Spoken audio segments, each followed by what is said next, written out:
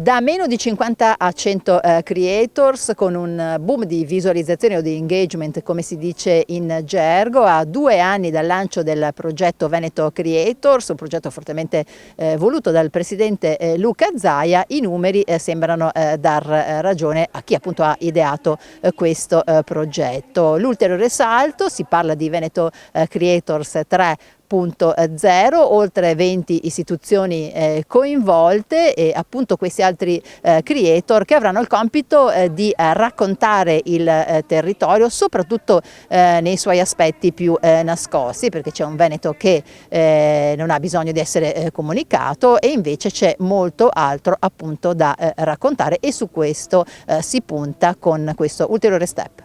Il presidente Zaia è il capo dei creator, quindi in generale ha insegnato a noi cosa significa fare sistema e cosa significa anche saper comunicare nel digitale in maniera efficace per arrivare al consumatore finale, all'utente finale, al cittadino. E devo dire che i ragazzi, tutti i ragazzi del progetto lo prendono ad esempio e fanno squadra in questo modo, quindi sicuramente un capofila. Abbiamo continuato a fare quello che facevamo già, perché comunque il nostro lavoro è quello di promuovere il Veneto e le sue tradizioni.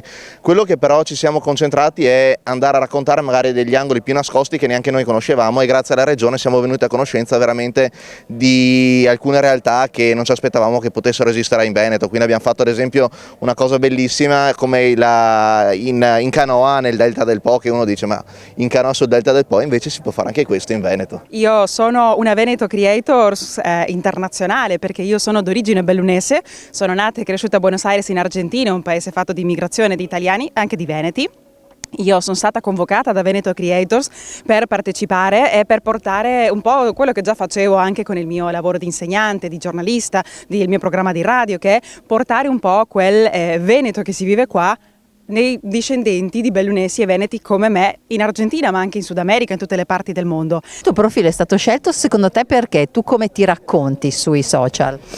Come mangio? No, nel senso, io parlo in dialetto, per cui come mi racconto è proprio la lingua della pancia, e quella dell'istinto, quella dialettale, e penso che sia per una questione soprattutto di identità, visto che cultura e lingua sono due cose che vanno un po' di pari passo, penso che sia principalmente per questo.